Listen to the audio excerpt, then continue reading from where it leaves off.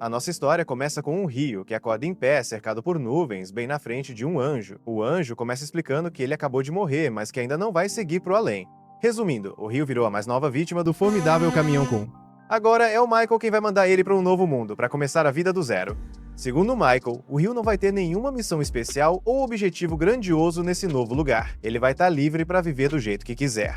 Quando o Rio diz que quer levar uma vida tranquila e de boa, o Michael não vê problema nenhum. Mas antes de mandar ele, o anjo precisa dar um resumo rápido do mundo onde ele vai reencarnar. O lugar se chama Fai, um mundo mágico onde mais ou menos 20% da população consegue usar magia ligada ao seu elemento natural. No caso do Rio, o elemento mais forte dele é a água. Como ele pediu uma vida pacífica, o Michael já deixou uma casinha aconchegante pronta para ele. Como itens iniciais, ele deu 2 livros de introdução, uma faca e ainda colocou uma barreira mágica em volta da casa para afastar monstros. Como parte do kit iniciante, o Michael deu para ele uma casa de gelo com comida suficiente para 2 meses, então o Rio não precisa se preocupar em passar fome por um tempo. E também deixou um livro cheio de informações sobre os monstros que ele pode encontrar na região, que vai ser bem útil quando ele tiver que lidar com as criaturas da floresta.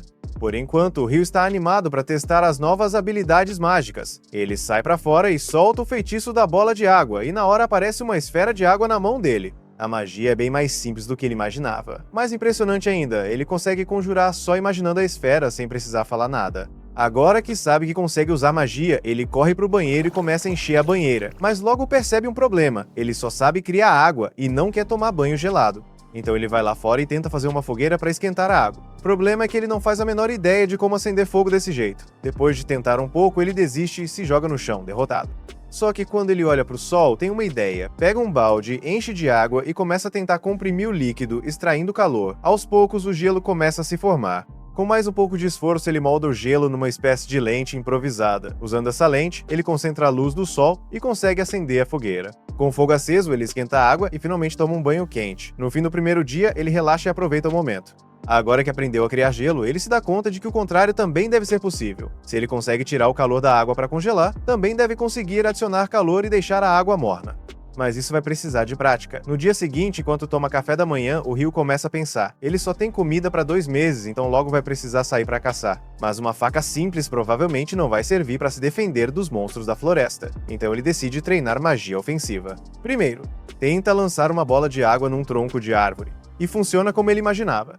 Mas percebe que um respingo desses não vai adiantar nada numa luta de verdade. Ele lembra que pode aumentar a força da água se comprimir a esfera e concentrar a pressão. A ideia é boa, mas ele ainda não tem controle suficiente. O jato de água mal é mais forte que uma pistola d'água de brinquedo. Aí o Rio lembra de uma coisa que o Michael disse antes da reencarnação. Magia depende muito da imaginação. Quanto mais clara for a imagem na cabeça, melhor o resultado. E o resto é treino. Depois de vários dias treinando direto, os jatos de água dele começam a ficar mais fortes. Ainda não o bastante para derrotar o monstro, mas já é um bom começo. Ele também aprende a criar água quente e agora pode tomar banho morno sempre que quiser. O controle de temperatura ainda tá meio ruim, mas ele segue praticando. Na manhã seguinte, resolve treinar magia de gelo de novo. Dessa vez, tenta formar gelo direto do ar. É bem mais difícil e leva quase 3 minutos, mas ele consegue. Só que, diferente da água, o gelo é bem mais complicado de lançar com força. O treinamento de combate ainda não tá rendendo muito. Nenhum dos feitiços que o Rio inventou tem força real. Mesmo assim, ele continua se esforçando por horas, sem parar, até cair de exaustão por falta de mana. Percebendo que chegou no limite por hoje, ele decide descansar. Mas no dia seguinte, assim que recupera a energia, volta a treinar com tudo. Essa rotina vira o novo dia a dia do Rio. Nas semanas seguintes, com todo esse esforço, ele já consegue criar gelo instantaneamente e agora tem um feitiço ofensivo confiável. Com seu set de magias ofensivas finalmente pronto e os estoques de comida começando a acabar, o Rio se aventura pela primeira vez na floresta para caçar. Logo de cara, ele encontra pegadas de algum animal e decide seguir. Isso leva ele até um rio próximo. Enquanto explora a área, o Rio encontra um pouco de quartzo na beira do rio. Dá para usar para acender fogo batendo contra o fio da espada. Ele também aproveita para pegar umas ervas desintoxicantes caso precise mais para frente, mas do nada ele ouve um rosnado forte vindo de trás. Quando se vira, dá de cara com um javali menor e fica paralisado. O bicho parte para cima dele, e como essa é a primeira vez que o Rio enfrenta uma situação de vida ou morte, ele entra em pânico. No último segundo, consegue se jogar para o lado e desvia por pouco da investida. Só que o javali não desistiu. Ele se vira para atacar de novo. Por sorte, a mente do Rio clareia bem na hora. Quando o javali vem para cima, ele cria uma trilha de gelo embaixo das patas da criatura, fazendo ela escorregar. Sem perder tempo, ele invoca várias pontas de gelo afiadas bem no caminho do bicho, e acerta em cheio, matando o javali na hora. Depois disso, o Ryu pega o livro de monstros para entender melhor o que enfrentou. Pelo que está no livro, o javali menor é o monstro mais fraco daquela floresta. Dá pra ver que o guia é feito para iniciantes, né, já que a maioria das criaturas listadas são bem básicas. Só que mais pro fim do livro, ele vê 2 páginas extras meio destacadas. Parece que tem coisa importante ali. Uma das páginas fala sobre dragões, criaturas absurdamente poderosas capazes de destruir cidades sozinhas. O guia recomenda fortemente que se algum dia você encontrar um, a melhor coisa a fazer é correr. Tentar lutar seria inútil, mas ao mesmo tempo, fugir de um dragão também é quase impossível. Ou seja, encontrar um é basicamente game over. A outra página menciona seres misteriosos chamados Akuma, que seria um tipo de anjo caído, mas o livro quase não traz informações sobre eles. Só diz uma coisa, se você vê um, já era. No dia seguinte, o Ryu sai de novo para caçar. Mas enquanto está distraído, um falcão gigante assassino mergulha do céu e ataca de surpresa. A criatura usa magia de vento para lançar cortes afiados como navalha. Ryu não tem escolha a não ser fugir, criando rapidamente escudos de gelo para bloquear as lâminas de vento que vêm em sua direção. Ele sabe que falcões são inimigos extremamente perigosos e preferia evitar a luta, mas escapar não é uma opção, então ele decide encarar. Levanta a mão e dispara vários jatos de água, mas o falcão desvia com facilidade e vem direto para cima usando mais magia de vento. O Ryu consegue reagir a tempo, forma um escudo de gelo que corta o olho do falcão, fazendo a criatura cair no chão. Pouco depois, o falcão recobra a consciência, mesmo com o olho perdido para sempre. Ele voa para longe, mas antes de desaparecer, encara o Ryu por um instante. Aquele olhar deixa claro, agora é pessoal. Ryu suspira aliviado por ter saído vivo, mas sabe que isso está bem longe da vida tranquila que ele tinha imaginado. Durante a perseguição com o falcão, ele correu tão fundo na floresta que acabou se perdendo. Ele anda por um tempo até que escurece. Enquanto tenta achar o caminho de volta, ele encontra um lago iluminado e bem no meio dele está um Dullahan. E pelo jeito da criatura, ela já percebeu a presença do Ryu. Com o tempo, o Ryu vai melhorando suas habilidades com muito treino, dominando a arte de caçar e conservar comida sem grandes dificuldades. A magia de água dele ficou bem mais poderosa. Agora ele consegue invocar lâminas de gelo afiadas como facas e fazê-las caírem num instante. Até os jatos de água dele ficaram mais fortes, já cortam pedra com facilidade. Nesse ponto, ele se tornou bem habilidoso em combate, mas ele não treinou só magia de gelo. Desde o encontro com Dullahan, ele tem ido à floresta toda noite para enfrentá-lo. Curiosamente, o livro de monstros nem menciona esse tipo de criatura. Ou Dullahan não é considerado um monstro, ou é forte demais para estar num manual de iniciantes. De qualquer forma, o Ryu está determinado a encarar. Com o seu bastão de gelo, ele começa a lançar ataques, tratando o confronto mais como um treino do que uma luta de verdade. Mas o Dullahan é muito mais forte e habilidoso. Ryu faz de tudo para se defender com escudos de gelo, tentando bloquear os golpes que vêm, mas mesmo assim é derrotado em segundos. Apesar do Dullahan nunca ter falado uma palavra, o Ryu tem a sensação de que ele está tentando ensinar algo, como se estivesse moldando ele para se tornar alguém mais forte. De repente, o Dullahan ergue a espada e canaliza magia de água para estender a lâmina. Nesse momento, o Ryu fica chocado ao perceber que ele também usa magia de água. Depois de mostrar como a técnica funciona, o Dullahan entrega a espada para o Ryu e vai embora tranquilamente em direção ao lago. Um dia, enquanto o Ryu tá caçando, ele é surpreendido por aquele mesmo falcão assassino do encontro anterior, mas tem algo estranho. Ele não lembra do falcão ser preto. Provavelmente evoluiu, treinou e ficou mais forte só para esse momento de revanche. O falcão mergulha do céu, soltando uma chuva de cortes de vento. O Ryu responde conjurando 5 camadas de muros de gelo para se proteger. Só que agora, com os ataques do falcão bem mais fortes, essas barreiras somem num piscar de olhos. Ele começa a ficar ansioso, sentindo a pressão. Desesperado, o Ryu corre pelo campo, levantando muros de gelo para tentar escapar dos golpes. Quando vê uma brecha, ele ataca com várias pontas de gelo, mas o falcão desvia fácil, avançando com uma velocidade absurda. E ainda não acabou. O falcão solta um grito bem agudo. Numa frequência que atrapalha a magia do Ryu, os escudos de gelo desaparecem e ele fica totalmente exposto. O falcão continua parado no ar, bem na frente dele, e o Ryu sente que vem um ataque forte. Só não sabe quando. Segundos depois, sente uma carga elétrica no ar e do nada um raio é lançado direto nele. Por sorte, ele consegue usar um pedaço de pau como para-raios e pular pro lado, escapando por um tris. Ainda se recuperando do susto, o falcão mergulha de novo para dar o golpe final com as garras. No último instante, Ryu invoca sua espada de gelo e consegue desviar o ataque. Eles trocam mais alguns golpes até que o Ryu lembra do treinamento intenso com o Dullahan. Quando percebe uma abertura na defesa do falcão, ele acerta a espada direto no pescoço da criatura. O falcão cai no chão e o Ryu caminha até ele, com uma sensação estranha de compreensão. Ele entende como o falcão se sente. Depois de perder um olho, ele treinou sem parar, tentando provar que era mais forte. E o Ryu também fez a mesma coisa. Treinou, evoluiu e no fim venceu. Depois disso, o Ryu começa a voltar para casa, mas do nada um dragão aparece na frente dele. ele se lembra do que o livro dizia: dragões são invencíveis, e acha que esse é o fim. Mas para sua surpresa, o dragão fala com ele por telepatia. E o mais inesperado, não parece nada agressivo. O dragão diz que tá só de passagem, procurando um falcão preto que passou por ali. Ele quer saber se o Ryu viu alguma coisa. Aliviado por não estar em perigo, Ryu entende que o dragão tá falando do falcão que ele acabou de derrotar. Meio nervoso, ele se desculpa e explica que foi atacado primeiro e só se defendeu. O dragão fica chocado ao saber que um humano derrotou um falcão, mas não parece bravo. O que realmente chama a atenção dele é a espada que o Ryu tá carregando. Ele reconhece na hora como sendo a espada do Rei Ada. Pra esse rei ter confiado uma arma dessas a um garoto, o Ryu deve ter feito algo importante. O dragão acaba criando um certo respeito por ele. E como o Ryu ainda tá tentando entender esse mundo novo, aproveita para fazer algumas perguntas. Eles acabam conversando por horas, até que anoitece e o dragão diz que precisa voltar para casa. Ryu agradece pela conversa e o dragão também agradece, dizendo que fazia muito tempo que não tinha um papo tão interessante. Eles se despedem. Enquanto isso, lá no céu, Michael tá revisando os registros da reencarnação do Ryu, quando percebe algo que tinha deixado passar. O Ryu recebeu um traço oculto. E é um traço que Michael não via desde que mandou uma garota para esse mundo. Há 10 mil anos. O traço do Ryu é juventude eterna. Michael fica intrigado, é algo bem raro. Ryu vai até a praia com vontade de comer frutos do mar grelhados com sal, mas acaba se deparando com um naufrágio enorme.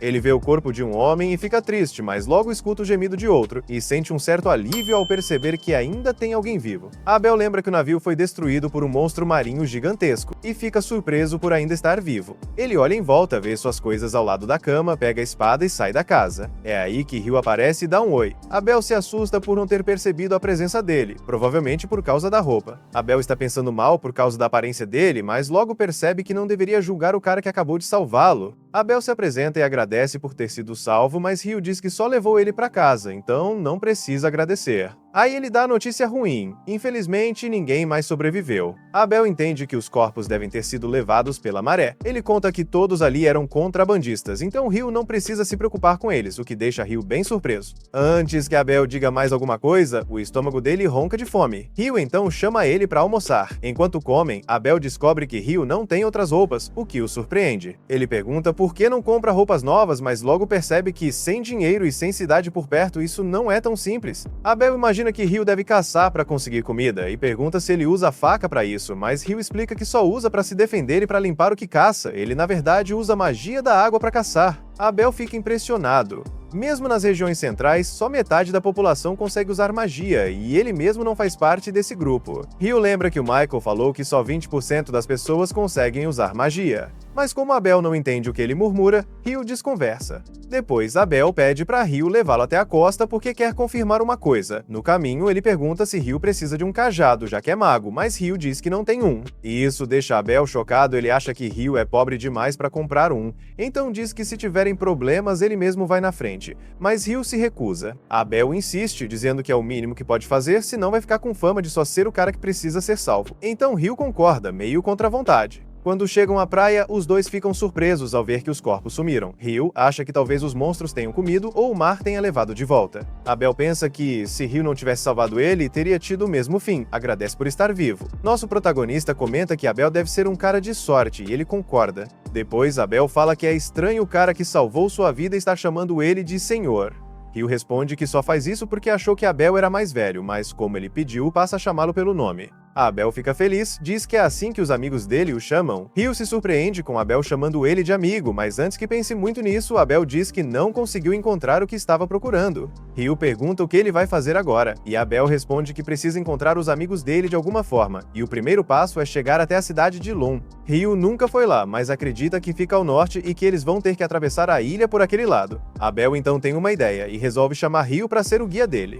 Ryu aceita, mas pede pelo menos um dia para se preparar. Nesse momento, ele percebe que não vai mais conseguir viver a vida tranquila que sonhava. À noite, Ryu avisa Abel que precisa se despedir de alguém. Abel estranha, já que tá bem tarde, mas Ryu diz que essa pessoa só pode ser encontrada nesse horário. Ao sair, Abel lembra que Ryu disse antes que ninguém mais morava por ali, mas pensa que talvez ele só vá prestar homenagem a alguém, e que talvez nem sempre tenha vivido sozinho na ilha. De qualquer forma, não é da conta dele. Mais tarde, vemos que Ryu foi mesmo se despedir de Dulagan. Ele diz que vai até a floresta de Rondo e agradece agradece pelo treinamento que recebeu, que foi o que o manteve vivo até agora. Como sabe que vai passar um bom tempo fora, decide dar tudo de si no último treino. Ele vai com força total, mas Dulagan desvia de todos os ataques com facilidade, e Ryu acaba exausto. Antes de ir embora, Dulagan dá a ele roupas novas, o que deixa Ryu super feliz. Ele promete que vai usar com orgulho. No dia seguinte, eles finalmente começam a viagem. Ryu veste a roupa nova e ela cai perfeitamente nele. Mas no caminho, logo dão de cara com o javali. Abel pede para ele ficar para trás e só observar.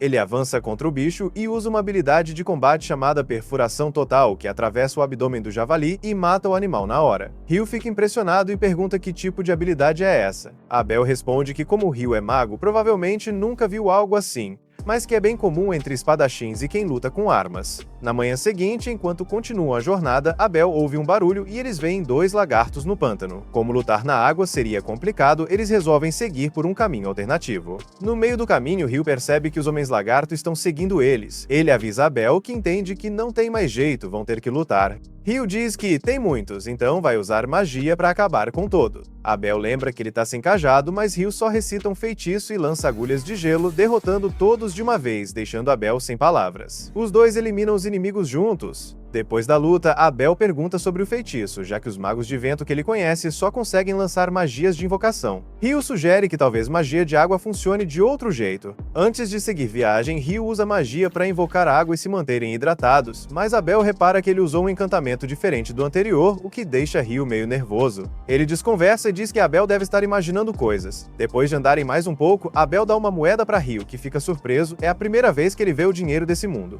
Abel explica que aquela é uma moeda de bronze chamada Florin, usada no reino de Nightley, onde fica a cidade de Lan. Ele também explica que cada província tem sua própria moeda, mas todas usam os mesmos valores. Nightley é uma das 3 grandes nações, junto com o Império Bogi e a Federação Hydalyeu. Ryu acha o nome Bogi meio esquisito, e Abel pergunta se ele tem algum problema com o país. Ryu responde que só acha o nome diferente mesmo. Aí comenta que o nome de uma nação é importante, porque as pessoas precisam se apresentar dizendo "Eu sou de Buogi", o que, para Ryu, soaria bem estranho. Ele admite que não gostaria de dizer isso, e Abel acha que ele tá exagerando. Depois de um tempo, finalmente eles saem da floresta, mas enquanto caminham, Abel percebe que uma pedra está se mexendo. Ele se prepara para atacar, mas Ryu cria uma parede de gelo e bloqueia o ataque. Abel avisa que estão cercados, acabaram encontrando um ninho de golems de pedra. Ryu fica surpreso porque achava que eles eram humanoides com braços e pernas. Abel pede para ele ficar onde está e corre para atacar com a perfuração total, mas o golpe não faz efeito, o golem se regenera na hora, deixando Abel chocado. Ryu pede para tentar algo e Abel deixa. Então ele cria várias camadas de parede de gelo, derruba tudo em cima do golem e consegue imobilizá-lo. Abel fica impressionado com a força da magia, mas Ryu comenta tranquilamente que só derrotou 2 até agora e pretende fazer o mesmo com os outros. Logo eles acabam com quase todos os golems, sobrando só um, mas esse último não se move. Ryu acha que eles talvez tirem energia da terra, e como esse tá virado de cabeça para baixo, não consegue se recarregar. Aí Abel nota uma pedra mágica enorme presa na parte de baixo dele e fica feliz. Ele queria coletar essas pedras dos outros também, mas infelizmente agora já era. No caminho, eles veem um hipopótamo gigante dormindo. Ryu pergunta se Abel quer derrotá-lo, mas ele diz que não tem esse tipo de ambição. Na verdade, é a primeira vez que vê um desses de perto, mas acha que é um Behemoth. De repente, vários Wyverns aparecem, e Ryu fica empolgado com a chance de assistir a uma batalha de monstros de camarote. Abel acha que o Behemoth tá em desvantagem, mas Ryu acredita que ele não vai cair tão fácil assim. E ele tá certo. Quando os Wyverns começam o ataque, o Behemoth se levanta e solta um rugido tão alto que derruba todos no chão. Ryu explica que ele usou anulação mágica. Mais tarde à noite, enquanto eles acendem o fogo para fazer a comida, Ryu brinca dizendo que estava esperando uma luta entre Abel e o Behemoth, mas Abel diz que isso não vai acontecer. Ele comenta que já ouviu falar de armadilhas em masmorras com efeitos parecidos, mas nunca tinha visto uma anulação mágica em ação. Quando ouve a palavra masmorra, Ryu fica animado e Abel pergunta se ele quer saber mais sobre isso. Ryu responde que gostaria muito de visitar uma por conta própria. Aí Abel conta que só tem uma nas províncias centrais e, com sorte, ela fica na cidade para onde eles estão indo. Ryu brinca perguntando por que Abel escondeu essa informação até agora, e isso deixa Abel um pouco na defensiva, diz que não sabia que ele se interessava tanto por masmorras. Ryu continua provocando, perguntando se ele escondeu mais coisas importantes. Aí Abel pergunta se ele conhece elfos e anões. Ryu responde que não. Então Abel explica que os anões são ferreiros experientes e também ótimos lutadores, e que tem alguns em Lan. Também comenta que só tem um elfo em Lan lã, já que o restante vive nas florestas e quase nunca saem de lá. Ryu diz que é exatamente como ele imaginava, mas Abel desconfia, já que Ryu nunca saiu da ilha. No dia seguinte, Ryu segue guiando o caminho e diz que do outro lado da montanha deve ter um vilarejo humano. Abel pergunta como ele sabe disso, e Ryu lembra de como o dragão contou tudo pra ele. Só que ele diz pra Abel que é melhor não saber e chama sua fonte de informação de algo além da compreensão humana. Enquanto caminham, de repente eles sentem uma presença vindo por trás. Um grifo gigante aparece, deixando Abel completamente paralisado de medo. Mas Ryu age rápido, tira um pedaço de carne da mochila e joga no ar. O grifo pega a carne e vai embora voando. Os dois ficam aliviados por estarem vivos. Abel comenta que travou completamente, e Ryu admite que se tivessem tentado lutar, não teriam vencido. Abel acha que eles não têm chance contra monstros assim e percebe que quase não se ouvem relatos sobre grifos ou berremotes há séculos. Algo está estranho naquela região. Ryu acha esse comentário meio rude e diz que talvez os humanos só não estejam procurando o suficiente. Abel concorda que talvez as montanhas congeladas estejam mantendo essas feras longe das áreas humanas. Mais pra frente, Ryu lembra que os Wyverns que atacaram o Behemoth vieram justamente da direção que eles estão indo agora. Logo, eles avistam alguns Wyverns devorando uma presa. Abel comenta que não podem enfrentá-los, já que normalmente seriam necessários uns 20 aventureiros experientes para derrotar só um, e ainda assim com gente morrendo no processo. Ryu pensa que, mesmo tentando evitar, mais cedo ou mais tarde vão ter que enfrentar esses bichos. Ele se pergunta se seria mais fácil lutar com eles em terra firme, e Abel concorda dizendo que usaria melhor a espada assim. Então Ryu avança para a batalha e invoca várias lanças de gelo que acertam os Wyverns, e Abel finaliza com sua técnica de perfuração total. Mas os gritos atraem mais Wyverns. Ryu lança um ataque de gelo vindo de cima, fazendo eles caírem, e Abel termina o trabalho. Depois da luta, eles recolhem pedras mágicas. Abel comenta que ainda não acredita em como foi fácil. Já Ryu pergunta se por acaso Abel queria uma batalha de vida ou morte só para sentir adrenalina. Nesse momento, mais uma leva de Wyverns aparece, e os dois já se preparam para lutar de novo, sabendo que não tem outra escolha além de derrotá-los para seguir em frente. Depois de vencerem todos, finalmente chegam ao topo da montanha e ficam felizes ao ver um vilarejo humano do outro lado. Depois de derrotar tantos inimigos, Ryu está se sentindo confiante e acha que não se importaria de encontrar mais alguns. Mas Abel acha isso uma ideia absurda, porque seria melhor se eles nunca mais topassem com aquelas criaturas perigosas. Ele admite que foi impressionante conseguirem juntar tantas pedras mágicas dos Waivers, mas de repente para de falar ao perceber que já viajaram bastante para o norte, embora não faça ideia de onde exatamente estão agora. Ryu, um pouco preocupado, torce para que não tenham entrado sem querer no Império de Buji, mas Abel logo tranquiliza dizendo que o Império fica bem mais ao norte. Ryu fica aliviado e isso desperta a curiosidade de Abel, que quer saber por que ele tem tanta aversão a esse lugar. Nosso protagonista responde que não tem nada pessoal contra o Império, só não gosta do nome, o que Abel acha bem estranho. Nesse momento, Ryu nota uma estrada que cruza a paisagem. Abel observa que ela vai de leste a oeste, olha ao redor com atenção e reconhece a área. Ryu percebe que ele ficou pensativo e pergunta se está tudo certo. Abel explica que se seguirem aquela estrada para o oeste, logo vão chegar à vila de Kaelad. A notícia anima Ryu, que está morrendo de vontade de dormir numa cama de verdade. Mas Abel lembra que ele não estava ansioso para lutar com mais Waivers. Ryu responde que são coisas bem diferentes. Abel comenta que a comida em Kaelad é deliciosa e insiste que Ryu tem que experimentar. Isso deixa Ryu ainda mais animado para conhecer a vila. Um tempo depois, eles chegam a Kaelad e vão até uma taverna próxima. Enquanto estão sentados lá, Abel sugere que Ryu se registre na Guilda dos Aventureiros. Mas Ryu não faz ideia do que isso significa. Abel explica que o registro serve como uma espécie de identificação, permitindo que ele entre em outros vilarejos e países sem precisar pagar taxas de entrada. Ele diz que quando chegaram à cidade teve que pagar uma moeda de prata para que Ryu pudesse entrar, já que foi seu fiador. Ryu pergunta em tom de brincadeira se isso fazia parte de algum plano para transformá-lo em servo dele. Abel continua tentando convencer Ryu a se registrar, explicando que a guilda também compra pedras mágicas e materiais de monstros por um bom preço. Caso contrário, Ryu teria que virar alquimista para poder usar esses itens, o que seria um baita transtorno. Ryu se surpreende ao saber que a alquimia existe nesse mundo, mas fica ainda mais surpreso quando o garçom traz à mesa um prato de arroz com curry. Ele pensa consigo mesmo que, na maioria das histórias, o protagonista precisa viajar muito até encontrar curry, mas de alguma forma ele já existe nesse mundo. Ryu disfarça dizendo que não é nada e dá a primeira garfada, mas o sabor é tão bom que ele devora tudo em segundos. Pede outro prato e pergunta a Abel se na vila de Lum também tem um curry assim. Abel confirma que sim e diz que ficou feliz por Ryu ter gostado. Admite também que o prato estava realmente delicioso. No dia seguinte, ao saírem da vila, Ryu ainda está elogiando o curry da noite anterior e pede a Abel que conte quais são as melhores sobremesas da região. Abel fica meio sem saber o que responder e diz que vai pensar a respeito. Eles continuam a viagem e, depois de alguns dias caminhando, finalmente avistam a vila de Lan ao longe. Quando chegam às portas da cidade, o guarda reconhece Abel e diz que todos estavam preocupados, já que ele estava desaparecido há meses. Abel explica que conseguiu voltar são e salvo graças a Ryu. O guarda aperta a mão de Ryu com entusiasmo, agradecido por ele ter salvo seu amigo. Abel paga a taxa de entrada de novo, mais uma vez como fiador. O guarda pergunta se eles vão direto à guilda e comenta que os amigos de Abel estão fora da cidade no momento, mas que vão ficar surpresos ao vê-lo de volta. Já dentro da cidade, Abel sugere que vão logo à guilda registrar Ryu como aventureiro, assim ele pode ajudar o amigo a começar com uma boa classificação. Ryu fica curioso e pergunta o que isso quer dizer.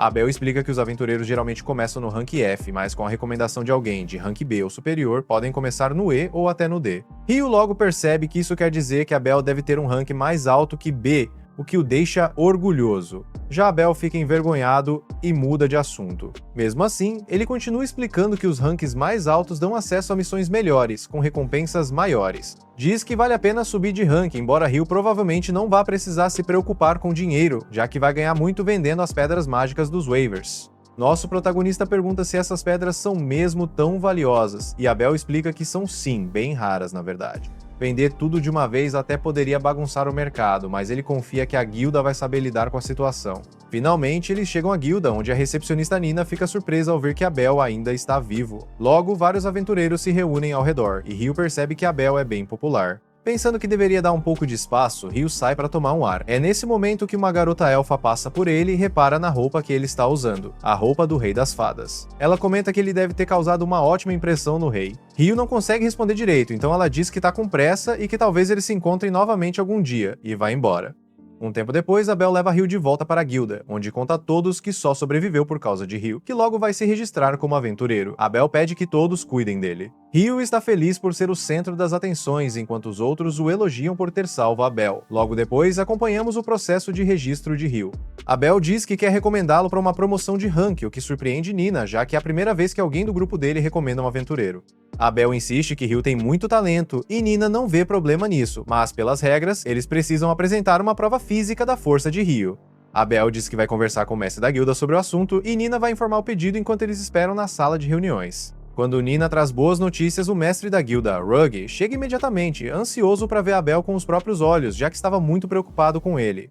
Ao notar Ryu, Rugg se apresenta como mestre da guilda de Leon e agradece a Ryu, que fica um pouco desconfortável e responde que apenas estava no lugar certo na hora certa. Abel conta a Rugg que quer recomendar Ryu para uma promoção de rank.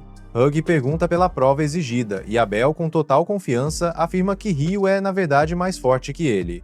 Abel mostra as pedras mágicas, e Rugg nota que o tom verde indica que são de elementais de vento. Pelo tamanho e brilho intenso, ele suspeita que sejam de Wyverns, o que Abel confirma. Rugg fica impressionado, pois reunir tantas pedras assim normalmente exigiria um exército, já que enfrentar tantos Wyverns é algo grandioso. Ele se preocupa com a possibilidade de monstros assim atacarem a cidade e a destruírem, mas Abel tranquiliza, explicando que encontraram essas criaturas bem ao sul das Montanhas Maléficas. Ryu fica surpreso ao ouvir o nome das montanhas, e Abel explica que quando encontraram o caminho de Caelid, ele percebeu onde estavam. Rugg comenta que dizem que ninguém atravessa aquelas montanhas vivo, e nem aventureiros experientes vão lá sem um bom motivo. Ele mal acredita que eles derrotaram tantos Wyverns sozinhos, mas ao ver a prova das habilidades de Ryu, não tem objeções à promoção de rank.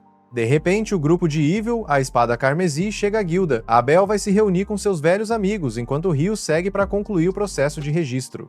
Ao entrar no escritório do mestre da guilda, Ryu começa a se perguntar se realmente merece o rank D. Rugg explica que, embora Abel seja muito talentoso, nem ele conseguiria derrotar um Wyvern sozinho. Se Ryu ajudou a vencer vários, ele deve ter um talento excepcional. Enquanto dá tapinhas nas costas de Ryu para parabenizá-lo, Rugg se surpreende com a força física de Ryu para um mago. Nesse momento, Nina chega com os papéis e se apresenta formalmente antes de começar o registro de Ryu. Ela inicia uma breve entrevista perguntando o nome dele e confirmando que ele é mago. Depois pergunta qual é seu elemento mágico, e ele responde que é água. Quando questionado sobre onde mora, Ryu explica que acabou de chegar à cidade. Nina informa que nos primeiros 300 dias após ingressar na guilda, ele pode ficar nos alojamentos da guilda. Ela pergunta se ele já esteve em uma masmorra, e Ryu admite que não. Então, Nina menciona um curso mensal de introdução à exploração de masmorras, que oferece um guia completo para novos aventureiros e dicas sobre o que prestar atenção. Quando ela pergunta se ele tem interesse, Ryu responde animado que sim. Nina diz que o próximo curso começa em 2 dias e que vai inscrevê-lo, informando que ele deve estar na sala de reuniões do 3º andar às 9 da manhã. Ryu fica surpreso, e Nina acrescenta que há um relógio na cidade para ele saber o horário. Com isso, Nina organiza a papelada, mas Ryu fica confuso quando ela diz que é hora de começar o registro oficial.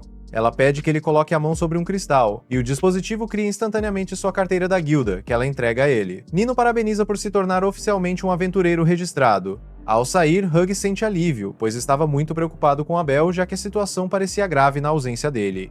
Ele pensa que nunca gostaria de passar por algo assim novamente e agradece ainda mais a Ryu por ter salvado todos. Lembra que ele ainda não contou pra ninguém que o Abel voltou, então já pega o dispositivo de comunicação para fazer uma ligação.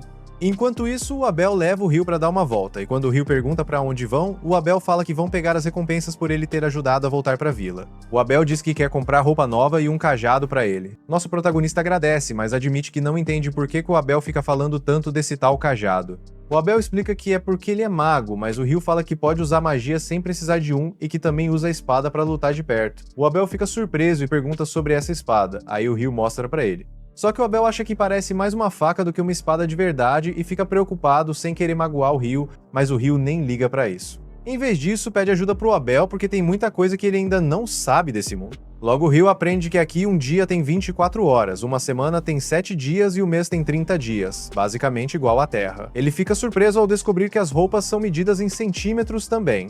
Acha muita coincidência e começa a pensar se pode ter alguma conexão, tipo, alguém que reencarnou nesse mundo antes dele, o que explicaria tanta coisa igual ao planeta dele. Depois, o Abel convida ele para a festa dele, onde o Ryu é o convidado de honra e é apresentado para todo mundo como o salvador dele. Na manhã seguinte, a Nina anda com ele e pergunta se ele se divertiu na noite anterior. O Ryu diz que sim, mas admite que tá meio cansado. Logo, chegam no dormitório do grupo e quando entram no quarto, vem um cara fazendo flexão. Quando ele percebe a Nina, fica nervoso. Ela fala que o Ryu vai ser o novo colega de quarto deles, e os dois se apresentam como Nils e Eto. Depois de lembrar o Ryu da aula deles, o Nils comenta que a Nina é linda e que eles deviam parar de ser tão formais entre si. Nesse momento, a Nina volta com mais um novato que também vai ser colega de quarto. Esse novo cara parece bem novo, e o Amon confirma que ele tem só 16 anos. Infelizmente, depois que perdeu os pais, virar aventureiro foi a única saída que ele teve para se sustentar. A Nina conta pro Ryu que o Amon também vai fazer o curso básico de masmorras junto com ele, então eles vão juntos e os dois concordam. Enquanto isso, a amiga do Abel, a Lina, não acredita que um mago consiga fazer um escudo de gelo grosso. Ela acha que geralmente eles são muito finos e que quebram fácil com qualquer corte de vento. Também diz que usar o escudo no ar para atacar um inimigo é impossível, mas o Abel diz que o Ryu fez exatamente isso. A Lina explica que normalmente magia só pode ser conjurada perto do mago, então nada faz sentido para ela. Mesmo assim, a sacerdotisa acredita que se o Abel tá falando, deve ser verdade. Só que a Lina tem medo que, se o Ryu algum dia se voltar contra eles, vai dar problema, ou pior, que ele entre pro reino como inimigo. O Abel garante que isso nunca vai acontecer. Quando perguntam como ele tem tanta certeza, ele responde que é porque o Ryu odeia o nome do reino. No dia seguinte, Ryu tá tendo aulas sobre masmorra. O instrutor avisa que acabaram as lições introdutórias sobre exploração de masmorra. Naquela tarde, eles vão se aventurar no primeiro andar de uma masmorra de verdade. A Amon fica bem nervoso com a ideia, então Ryu sugere que ele não se pressione tanto, senão vai gastar toda a energia antes mesmo de começar. O instrutor pergunta se alguém tem dúvidas. Ryu levanta a mão e pergunta se existe algum jeito de viajar instantaneamente para um andar da masmorra que já foi liberado. A pergunta surpreende o instrutor, que explica que só algumas masmorras nas províncias do sul têm essa função.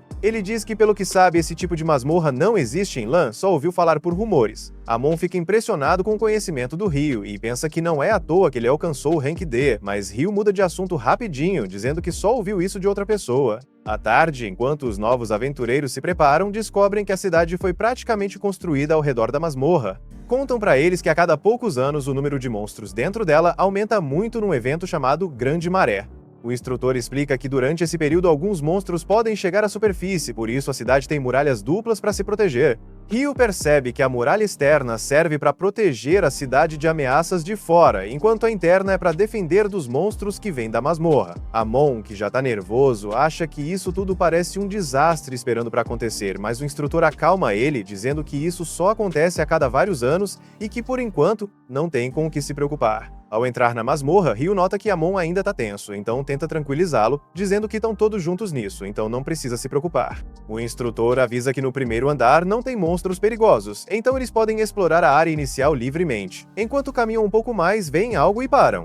Ryu diz pro Amon que vai imobilizar o monstro com magia de gelo que ele aproveite para atacar. Logo se deparam com uma formiga soldado, e Ryu lembra que no guia de iniciantes diz que o jeito mais fácil de matá-la é acertando a base do pescoço. Ele lança 8 lanças de gelo para imobilizá-la e manda Amon se aproximar para acabar com ela. Amon avança para perto do pescoço da formiga e dá um golpe forte que corta a cabeça com um só ataque, o que o deixa bem confiante nas habilidades dele. Ele agradece ao Ryu. Em resposta, Ryu diz para ele pegar a pedra mágica como troféu da primeira expedição. Amon pergunta se isso é permitido, e Ryu explica que, como aventureiros, é normal coletar pedras mágicas. Afinal, é assim que ganham a vida na masmorra. Quando conseguem desenterrar a pedra, os dois ficam orgulhosos e felizes pelo sucesso. Naquela noite, voltam para a guilda para comemorar a primeira visita à masmorra e a primeira vitória.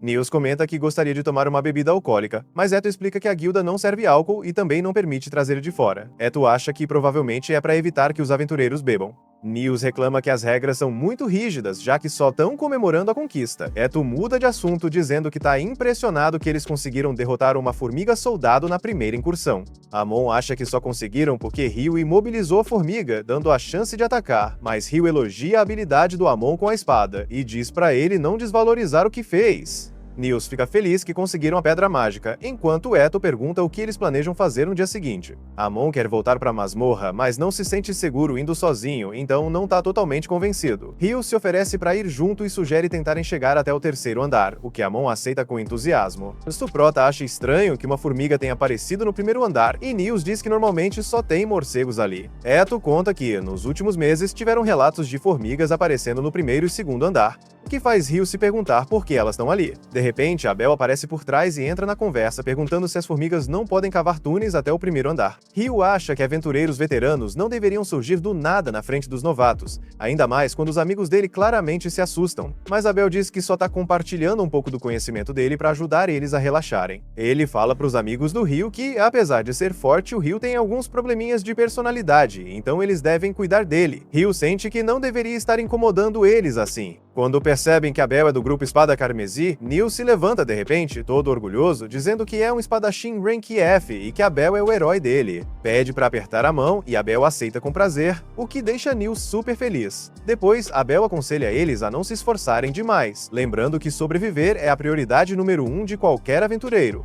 Nils promete que vai lembrar, mas Ryu não consegue evitar de se perguntar por que Abel chegou tão tarde na guilda. Abel explica que a última missão foi mais complicada do que esperavam e demorou mais para terminar. Conta que acabaram de voltar, mas aí os companheiros de grupo aparecem e ficam surpresos de ver ele ali, já que era para ele estar se reportando ao mestre da guilda. Abel inventa uma desculpa, dizendo que só tá cumprindo o dever de orientar os novatos, mas o amigo dele, Warren, o pega e joga no ombro. Abel grita pedindo ajuda pro Ryu, mas Ryu responde que reportar a missão é importante e que, como líder do grupo, ele tem que fazer a parte dele. Abel não gosta da resposta e, de brincadeira, chama Ryu de traidor. Antes de ir embora, Lin se aproxima do Ryu e fica olhando em silêncio por alguns segundos sem dizer nada. Minutos depois, os amigos do Ryu comentam o quanto ficaram impressionados com o grupo Espada Carmesi. Enquanto elogiam Abel, Ryu não entende por que eles estão tão interessados nele. Enquanto isso, sendo levado pro mestre da guilda, Ria diz pra Lin parar de ficar encarando as pessoas, como fez com o Ryu. Mas Lin responde que qualquer um ficaria curioso depois de ouvir Abel falar tanto dele. Aí Abel diz pra não se preocuparem, que logo vão ver o poder do Ryu por eles mesmos. Os outros só acham que ele tá querendo se mostrar. Na manhã seguinte, Amon tá animado pra voltar pra masmorra, mas Ryu lembra ele de ir com calma, que não precisa correr. Já dentro da masmorra, logo encontram monstros. Ryu lança lanças de gelo contra eles. Amon, mais confiante, reage rápido quando um lobo pula em cima dele, cortando com facilidade. Outro lobo tenta atacar pelas costas, mas Ryu acerta com lanças de gelo, dando a Amon a chance de finalizar. A cada luta, Amon se sente mais seguro das habilidades. Depois de derrotar todos os lobos, Ryu diz que o estilo de espada do Amon lembra o do Abel. Lembra que Amon mencionou que o mestre dele era um ex-aventureiro da vila. Amon conta que o mestre, chamado Quero, treinou numa escola famosa da capital. Ryu acha que Amon tem potencial para se tornar um grande espadachim como Abel. Amon fica surpreso que Ryu, sendo mago, saiba tanto sobre esgrima. Ryu explica que treinava com o mentor dele, mas como o estilo é original, não sabe se é realmente bom nisso. pergunta se Amon tá pronto para continuar explorando. Amon quer, mas Ryu acha que ele devia descansar um pouco, já que o estilo de luta ainda parece cansar muito. Sugere que comece a correr regularmente para melhorar a resistência e lembra como Abel treinava bem cedo de manhã. Ryu diz que até os aventureiros mais talentosos precisam praticar muito, o que motiva Amon a se esforçar mais. No dia seguinte, Ryu vai para a biblioteca querendo aprender mais sobre alquimia. A recepcionista entrega uns livros introdutórios, uma guia para iniciantes e um livro de receitas com informações úteis. Depois de ler, Ryu pensa que vai precisar de cópias próprias se quiser levar a alquimia a sério, mas se pergunta quanto isso vai custar. De repente, a vila inteira escurece com um eclipse cobrindo o céu, mas algo parece estranho, como se o mundo todo tivesse mudado. Ryu sente alguém atrás dele e invoca rapidinho várias camadas de muros de gelo. Bem na hora, bloqueia um ataque de fogo de um inimigo desconhecido. Quando a poeira baixa, Ryu vê uma garota demônio. Ela parece surpresa que um humano tenha se metido nisso, mas diz, sem ligar muito, que não importa, porque vai matá-lo logo. Pelo poder do ataque, Ryu percebe que ela é uma Kuma. Sabe que deveria fugir, mas não tem certeza se escapar é uma opção numa situação dessas. A Kuma forma uma bola de fogo enorme, Ryu invoca mais muros de gelo, mas nota que eles não estão resistindo tão bem quanto antes. Ela atravessa a barreira com uma explosão e dispara uma bala de vento na direção dele, mas Ryu consegue desviar, evitando um golpe direto no coração. Ela fica surpresa que ele tenha bloqueado o fogo infernal e ainda mais chocada quando ele dissipa a lança de vento. Aí ela repara na túnica que ele tá usando e percebe que é do Rei Fada. Irritada, decide que vai ter que sujar as mãos e lutar corpo a corpo. Ela avança para acabar com ele, mas Ryu não tá disposto a desistir. Ele puxa a espada e começa a bloquear os ataques dela com determinação. Ela zomba dele por ser tão lento, então ele responde com ataques de gelo, mas ela desvia fácil. Ryu percebe rápido que ela tá usando magia de vento para se mover tão rápido. De repente, ela pula e faz um ataque forte, mas Ryu consegue bloquear com a espada bem na hora. Ele pensa que enquanto ficar na defensiva, ela não vai machucá-lo. Também sente que os golpes dela não se comparam ao treinamento duro que aguentou com Dullahan.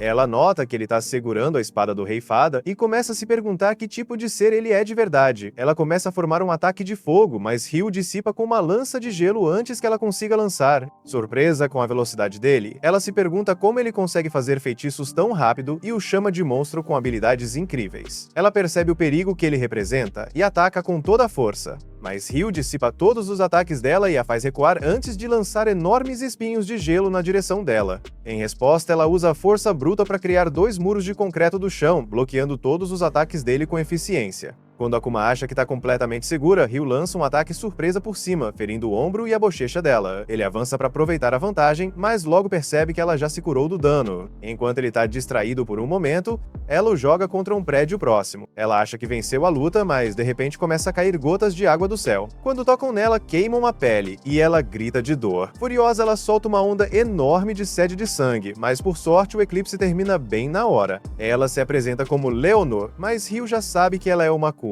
Ela fica surpresa que ele saiba da existência da espécie dela, o que significa que deveria tê-lo matado, mas sabe que é impossível vencê-lo dentro do tempo limite. Leonor diz que gostou da luta e espera vê-lo de novo, mas Ryu não sente o mesmo. Mesmo assim, ela insiste que vão se encontrar outra vez por causa da força dele. Mesmo que ela não volte, ele pode encontrar outros como ela. Isso deixa Ryu intrigado, percebendo que tem mais Akumas no mundo. Antes de ir, ela avisa para ele não se deixar matar, porque agora a vida dele pertence a ela. Leonor também espera estar mais forte na próxima vez que se virem, e de repente, some da vista dele. Ryu fica aliviado de estar vivo e acha que foi por causa da túnica, senão teria um buraco no ombro. Ele decide que o próximo passo é comprar os livros, então vai sacar dinheiro da conta. Depois de pegar o dinheiro, Ryu se sente feliz ao perceber que tá bem rico depois de vender as pedras de Wyvern. Pensa que não vai precisar se preocupar com trabalho por um tempo, mas quando volta pro quarto não encontra ninguém esperando. Resolve ir à livraria comprar os livros de alquimia, mas no caminho vê uns aventureiros incomodando os amigos dele na rua. Ryu ouve o líder dizendo para os amigos dele que sempre tem que estar prontos para um ataque porque os monstros não avisam. Mas antes que ele termine de falar, Ryu derruba os valentões com vários cubos de gelo precisos. O líder Dan fica furioso e tenta acertar Ryu, mas ele desvia fácil e o atinge com a empunhadura da espada, tão forte que Dan acaba vomitando.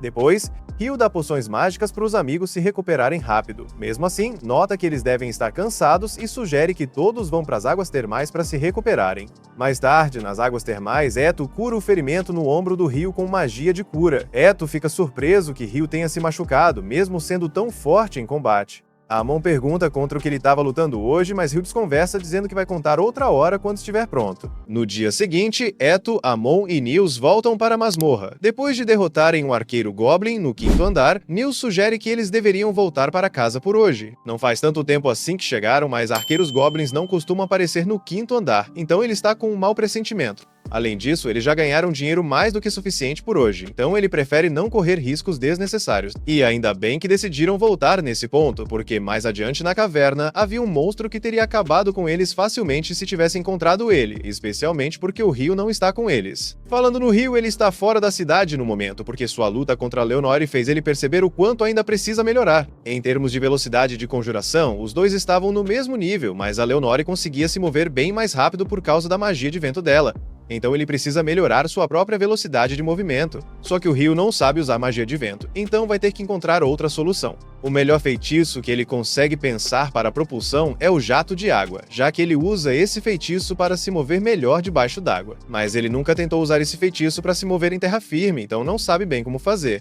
Para começar, ele cria uma camada de gelo no chão e depois gera vários jatos de água nas costas, mas o corpo dele mal se mexe, então esse primeiro teste acaba sendo um fracasso. Ele decide tentar com mais jatos da próxima vez, mas por agora quer voltar para a biblioteca para estudar mais sobre alquimia e demônios. Enquanto isso, Lin está ocupada vasculhando todos os livros de feitiço que consegue encontrar, procurando algo parecido com aquele feitiço do cubo de gelo gigante que o Abel disse ter visto o Ryu usar. Mas nem mesmo os livros proibidos falam sobre isso. Se o Ryu realmente conseguiu lançar aquele feitiço, então deve ter sido algo original. Mas um feitiço como aquele exigiria uma quantidade enorme de mana. Então ela ainda acha difícil acreditar que o Ryu tenha conseguido fazer aquilo com tanta facilidade. No momento em que está colocando o livro de volta na estante, a elfa de antes, Sera, aparece. Parece que ela é boa amiga da Lin, então pergunta o que ela está fazendo ali. Lin explica que estava tentando encontrar um feitiço em um dos livros, mas não conseguiu achar o que estava procurando. Sera diz que sente muito por isso e que adoraria ajudar Lin a procurar, mas acabou de voltar de uma missão na capital real e está atrasada para uma reunião importante. De volta à guilda, os garotos vão até o balcão principal para entregar o relatório da expedição de hoje na masmorra para Nina. Nina se surpreende ao ver que eles voltaram tão cedo, já que normalmente passam muito mais tempo dentro da masmorra, mas Eto explica que há um motivo para terem voltado antes do habitual.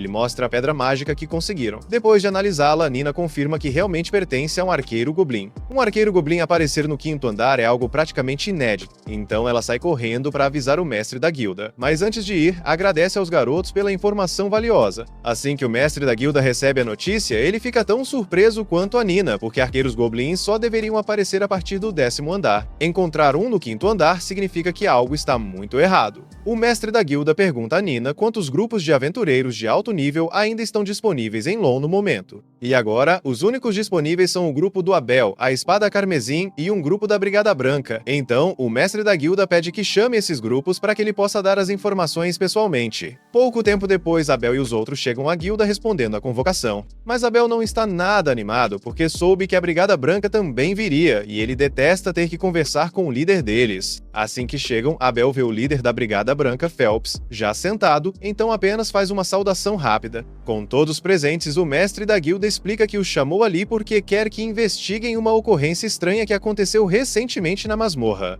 Um grupo de aventureiros novatos alegou ter encontrado um arqueiro goblin no 5º andar. Abel pergunta se ele tem certeza de que um arqueiro goblin apareceu tão acima do esperado, e o mestre da guilda responde que já recebeu uma prova irrefutável, então a informação é correta. Por isso, ele quer contratar os dois grupos para investigarem a masmorra e procurarem sinais da grande ressurgência. Faz 10 anos desde a última. Então há uma grande chance de que outra maré de monstros esteja prestes a acontecer, e eles precisam estar preparados. Os dois grupos vão receber 100 moedas de ouro adiantadas e mais 200 quando voltarem. Mas o objetivo dessa missão é apenas investigar, não lutar. Se eles encontrarem sinais da maré de monstros, devem voltar imediatamente à superfície e informar o mestre da guilda. A partir daí, ele vai fechar as paredes duplas ao redor da masmorra até receber reforços dos cavaleiros da região. O mestre da guilda já conseguiu a permissão do lorde local para isso, mas ele ainda precisa inspecionar a masmorra antes de tomar qualquer atitude. Por isso, ele pergunta se eles estão dispostos a aceitar a missão. Tanto Abel quanto Phelps concordam em nome de seus respectivos grupos. Assim, a investigação é marcada para a manhã seguinte. No dia seguinte, Ryu acorda cedo porque pretende ir até a biblioteca do norte da cidade para aprender mais sobre alquimia. Eto avisa que essa biblioteca só é acessível para pessoas com rank D ou superior, mas isso não vai ser um problema para o Rio. No entanto, Amon lembra de ter ouvido rumores de que os textos proibidos dessa biblioteca só podem ser acessados por aventureiros de rank B ou superior, então o Rio não conseguiria colocar as mãos nesses livros. Pouco tempo depois, Rio chega à Biblioteca do Norte, e a variedade de livros lá é ainda maior do que na Biblioteca do Sul. O lugar é tão grande que ele provavelmente vai precisar de ajuda para encontrar os livros que está procurando, mas ele acha que as pessoas vão achá-lo estranho se começar a falar sobre demônios do nada. Justo quando ele está subindo uma escada, acaba encontrando a Sera, e os dois se surpreendem ao se verem ali. Enquanto isso, na entrada da masmorra, os membros da Espada Carmesim e da Brigada Branca já estão reunidos em frente aos portões, se preparando para a investigação. Mas bem na hora em que o mestre da guilda está prestes a abrir os portões, Abel o interrompe porque está com um pressentimento ruim. Ele pede para Lynn usar magia de vento para retirar a camada de névoa na entrada da masmorra antes que eles entrem. E quando ela faz isso, descobre que mais de 100 monstros estão posicionados bem na entrada, o que significa que a maré de monstros já começou. O mestre da guilda declara estado de emergência e envia uma convocação para todos os aventureiros disponíveis irem até a masmorra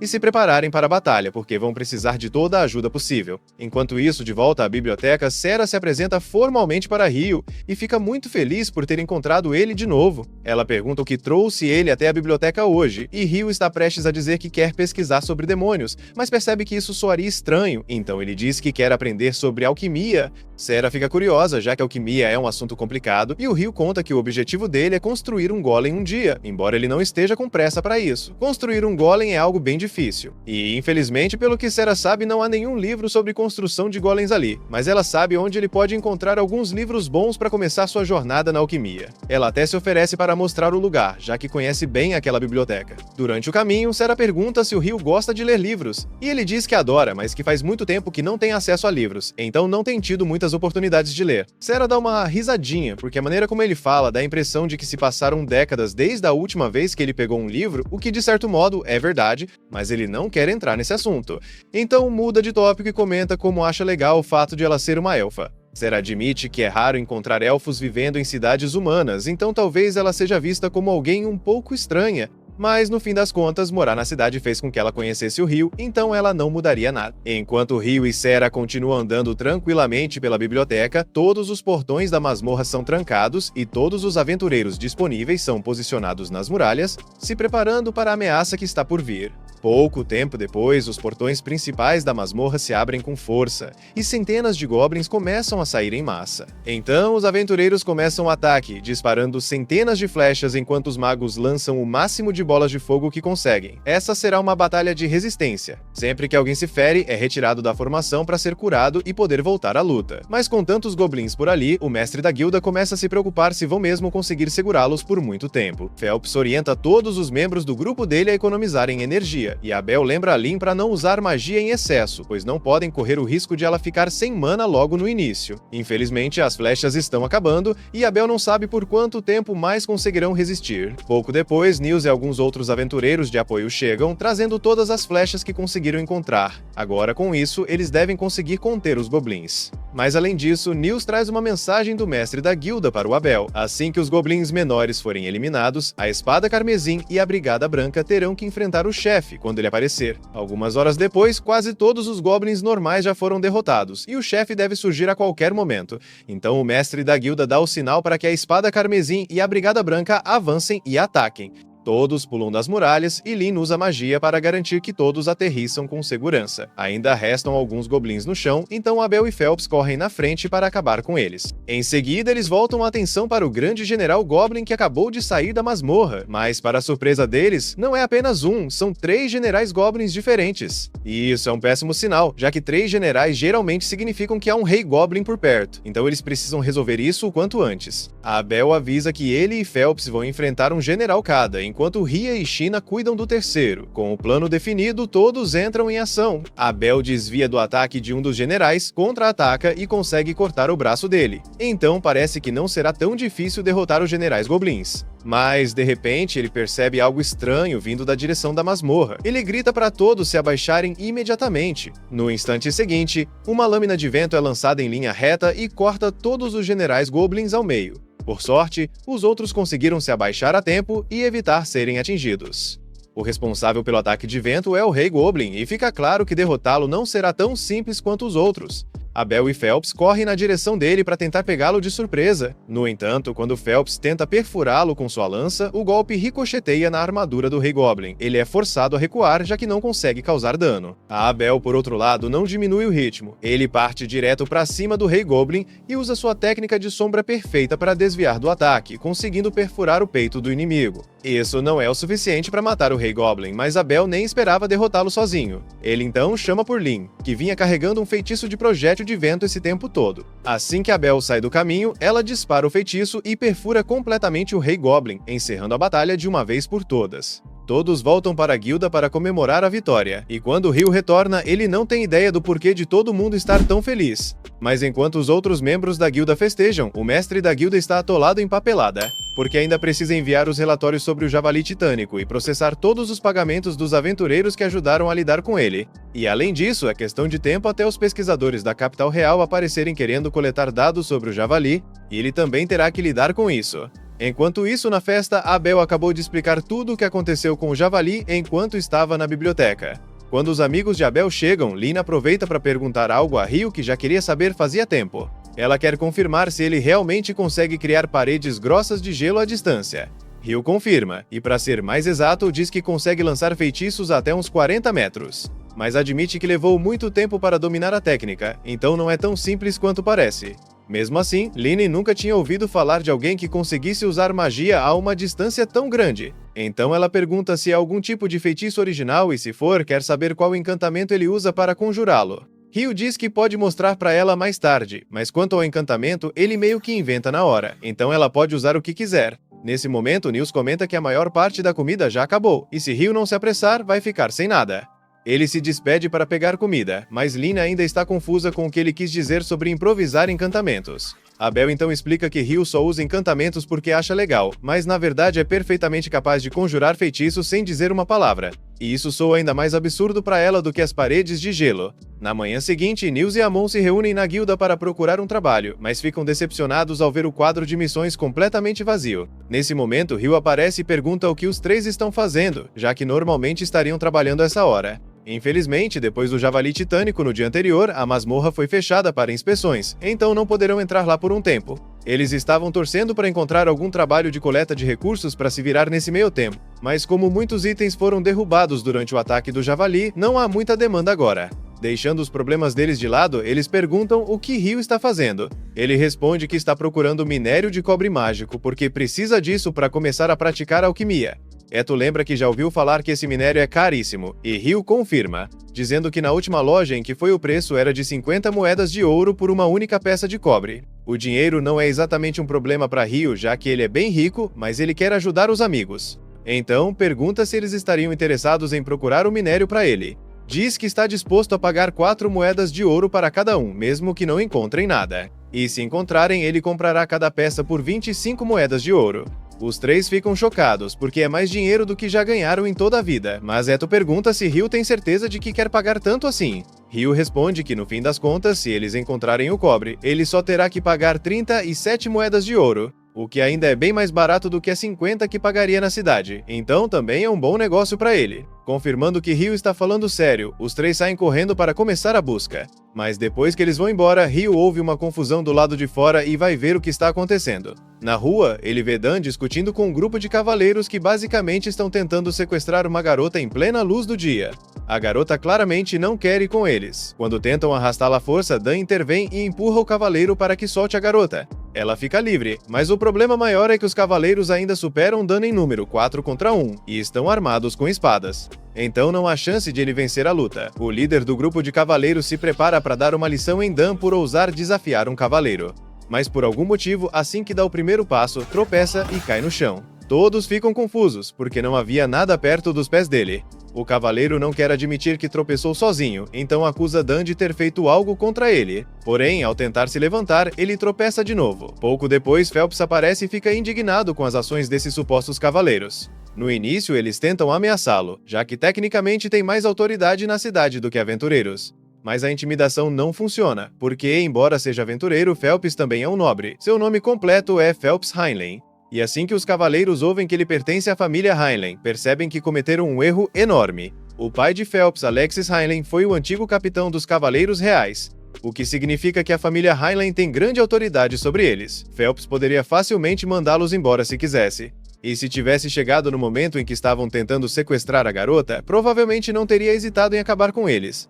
Mas agora, tudo que sabe é que eles estavam prestes a atacar Dan em grupo. Então, ele grita com eles, dizendo que são uma vergonha para a cavalaria, e que desapareçam antes que ele mude de ideia sobre deixá-los ir. Assim que os cavaleiros se afastam, Phelps olha para Rio, porque percebeu o que ele fez mais cedo. Já tinha ouvido de Abel que a magia de Rio era extraordinária. Mas ver com os próprios olhos ainda foi incrível, porque ele nunca tinha presenciado alguém usar magia a uma distância tão grande e com tanta precisão. É claro que ele não pretende contar a ninguém que foi Rio quem fez aqueles cavaleiros reais escorregarem, já que isso daria uma baita dor de cabeça para ele, mas aprecia muito o fato de Rio ter ajudado, porque sente que é pessoalmente responsável por permitir que pessoas tão podres tenham se tornado cavaleiros reais. Mais tarde naquela noite, Rio está jantando na taverna quando Abel aparece. É raro vê-lo sozinho, sem o resto do grupo, então Rio imediatamente assume que Abel deve estar indo para o Distrito da Luz Vermelha. Nessa hora, Abel entra em pânico e pede para Rio parar de falar antes que alguém escute. E com suas habilidades dedutivas de mestre, Rio conclui que, já que Abel não quer que pensem que ele é o tipo de pessoa que frequenta o Distrito do Prazer, é porque deve estar interessado em alguém.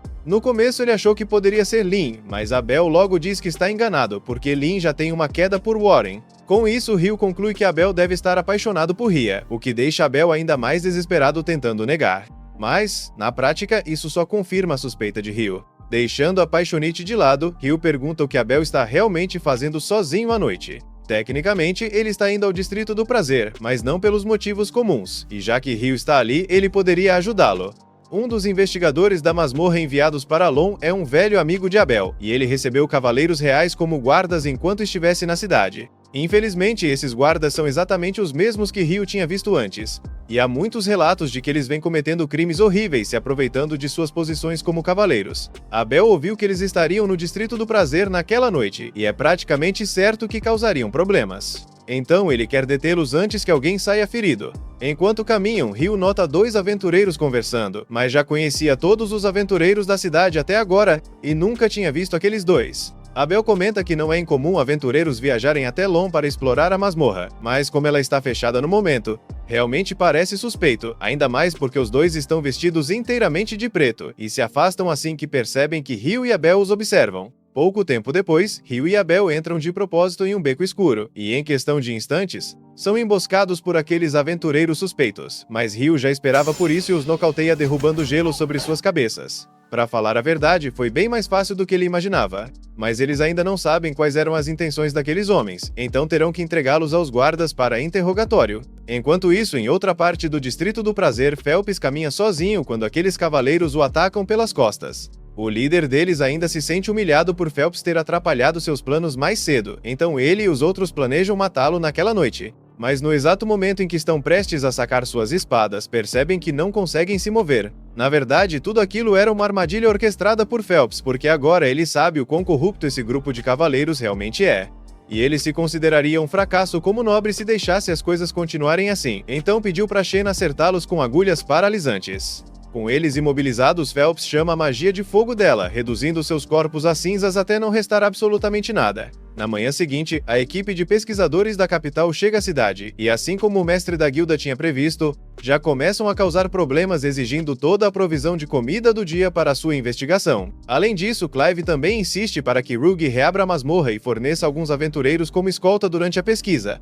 Rogue responde que Clive está sendo totalmente irracional, porque ninguém sabe em que estado a masmorra está agora, e ela pode ser extremamente perigosa. Mas Clive lembra a Rogue recebeu autoridade total sobre a investigação, então Rogue tem que fazer tudo o que ele mandar. O conselheiro Arthur pede desculpas a Rogue pelo comportamento de Clive e promete repor os suprimentos que foram tirados da cidade, o que Rogue agradece muito, mas Clive ainda se recusa a desistir de reabrir a masmorra para entrar.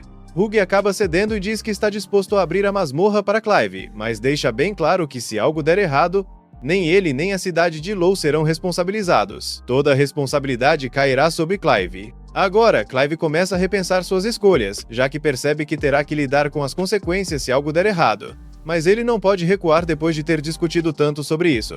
No fim, ele aceita os termos de Hugh, mas ainda resta a questão de encontrar aventureiros para acompanhar a equipe de pesquisa.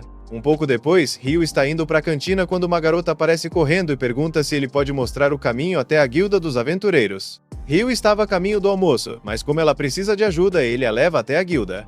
O nome da garota é Natalie Schwarzhoff, e ela veio entregar uma carta pedindo o apoio do grupo de Abel para proteger a equipe de investigação na masmorra. Hugh fica surpreso ao ouvir que uma equipe de investigação será enviada para lá, já que a masmorra está fechada. Mas Abel tem certeza de que alguém deve ter dado um jeito de forçar Hugh a reabrir o local. O motivo da masmorra ter sido fechada em primeiro lugar foi que décadas atrás, depois de uma maré mágica, um grupo de aventureiros de rank A foi enviado para investigar, mas nenhum deles voltou. Nem mesmo o líder, que era praticamente um super-humano de rank S, jamais foi visto de novo. E se algo lá embaixo foi forte o bastante para derrotar um rank S, a guilda não quis correr riscos. Desde então, a regra passou a ser fechar a masmorra sempre que ocorre uma maré mágica.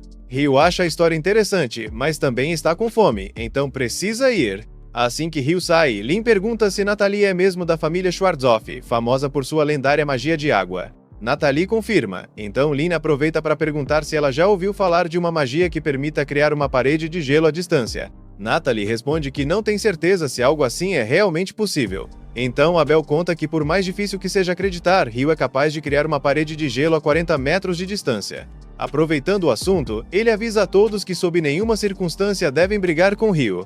E se algum dia acabarem enfrentando ele, a única opção é desistir e se render, porque não teriam chance, mesmo que todos atacassem juntos. Abel também diz a Natalie que se algum dia precisar de ajuda e não encontrar nenhum deles, pode procurar Hugh. 3 dias se passam e os amigos de Hugh finalmente voltam da missão, trazendo 2 minérios de cobre mágico. Hugh paga a eles 90 moedas de ouro no total, e eles ficam muito agradecidos, já que não precisarão trabalhar por um bom tempo com tanto dinheiro. Enquanto isso, lá na masmorra, a equipe de investigação já conseguiu chegar até o 7º andar. Mas de forma estranha, ainda não encontraram nenhum monstro, então continuam avançando. Eventualmente acabam se deparando com um quadrado negro na lateral da parede. Nenhum deles faz ideia do que aquilo seja, já que nunca viram nada parecido antes. Clive fica empolgado, já que é uma anomalia perfeita para análise. Ele imediatamente ordena que todos montem os equipamentos de medição para enviar dados de volta à superfície. E assim que o fazem, a equipe de análise, incluindo Natalie, começa a examinar os dados para tentar identificar a anomalia. No entanto, assim que a equipe de Clive enfia o medidor de monodensidade através do portal, todos ali são instantaneamente teleportados e a equipe da superfície perde contato com eles. Quando eles finalmente percebem o que está acontecendo, se veem no meio de uma planície coberta de grama. Felizmente, ninguém parece estar ferido. Mas eles não têm a menor ideia de onde estão e também não conseguem ver Clive nem a equipe de pesquisa em lugar algum. Em outro ponto do campo, Clive já havia ordenado à sua equipe que começasse a coletar dados sobre o ambiente assim que possível.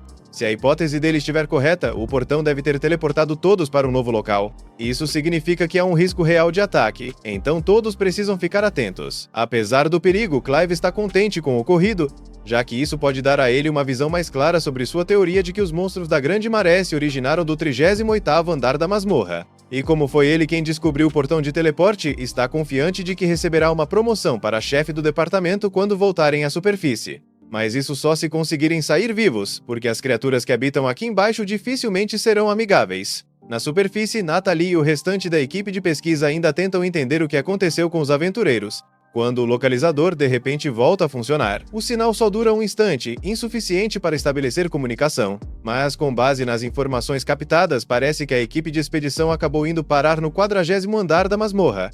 O problema é que isso não faz sentido, já que estavam no 10º andar instantes atrás. Nesse momento, um homem chamado Christopher entra na tenda. Ele se apresenta como pesquisador do Colégio de Magia, que também veio participar da investigação. Ele entende que tecnicamente ele e a equipe de Natalie são rivais, mas diz que precisa saber se algo estranho aconteceu dentro da masmorra, e ficaria agradecido se pudessem compartilhar o que sabem. Natalie e os outros pesquisadores ficam hesitantes em revelar informações tão delicadas. Então Christopher explica que pouco tempo atrás, estava entrando na masmorra junto dos aventureiros designados para a segunda expedição de pesquisa. Mas no exato momento em que iam cruzar a entrada, todos que estavam à sua frente desapareceram. É por isso que ele está desesperado para descobrir o que aconteceu. O testemunho de Christopher confirma que os aventureiros realmente foram teleportados, e isso explica como acabaram no 40º andar, mas não torna a situação menos grave. Até hoje, o ponto mais distante alcançado por qualquer aventureiro foi o 38º andar. e disse que a partir desse nível, mesmo grupos de nível alto teriam dificuldade para sobreviver, muito menos as equipes de nível C e D que entraram. Felizmente, o grupo de Abel estava entre os enviados na primeira expedição. Isso significa que ele e seus companheiros devem ser capazes de proteger os outros por um tempo. Mas as coisas vão se complicar rapidamente se não encontrarem logo uma maneira de resgatá-los. Quando Natalie ouve que Abel e todo o grupo dele estão presos na masmorra, lembra que ele lhe disse antes de partir. Então corre até a biblioteca para encontrar Ryu e pedir sua ajuda. Enquanto isso, na guilda, Nena entra no escritório de Hugh e informa que algo deu errado com a investigação. A equipe enviada desapareceu ao entrar e todo o contato foi perdido. Por isso, Reitor Christopher está pedindo a presença de Hugh para que possam entender o que está acontecendo. Hugh se levanta de imediato e diz a Mina que vai para lá imediatamente.